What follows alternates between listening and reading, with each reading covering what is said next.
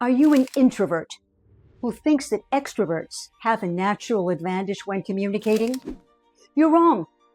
Being introverted isn't a weakness in leadership. It can be a great asset. Hint, Barack Obama and Oprah Winfrey are both considered introverts.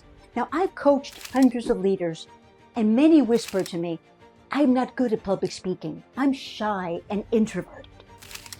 But what if the very qualities that make you introverted are what make you powerful on stage, in meetings, and in every conversation? Today, I'm going to show you exactly how to leverage your introverted nature to speak with authority and authenticity without pretending to be someone that you're not. Here's something to think about. Most people consider great leaders as natural extroverts, but they're wrong. Because add to the list of Obama and Oprah Winfrey, you have Bill Gates and Warren Buffett. They inspire with quiet strength. They're deliberate, thoughtful, grounded. They didn't dominate rooms with noise. They commanded them with presence and intelligence. So if you're introverted, you probably know the struggle. Constant meetings that drain your energy, feeling like you have to be on all the time. You prefer to think, contemplate, before you speak, which means that others might jump in before you're ready to weigh in. And let's be honest, small talk can feel like torture if you're an introvert. Sound familiar? You're not alone, and there's nothing wrong with you.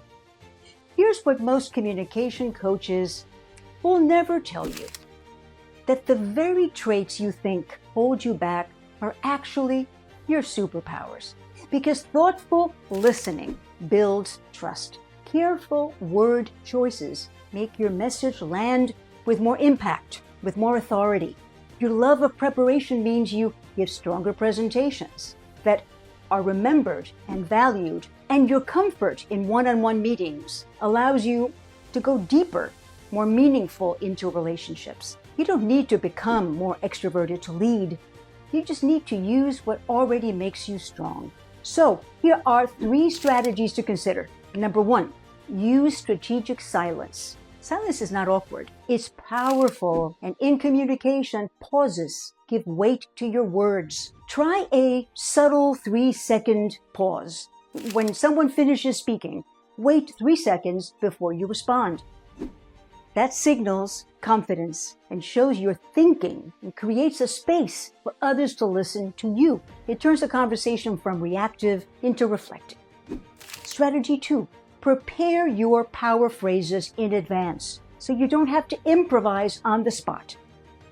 Pre-script a few key phrases you can pull out when you need them most. That buys you time to think. Here are a few examples. Let's say when you open a meeting, say, let's take a moment to visualize what success looks like today. Or when transitioning, say, let me build on that thought. Or, I've got another one. I want to add to that thought. Try closing strong with, here's what I want you to remember. Craft a variety of back pocket phrases so you won't sound hesitant, but intentional. Practice them so you sound natural, and eventually you won't need them at all. Strategy number 3, control your environment.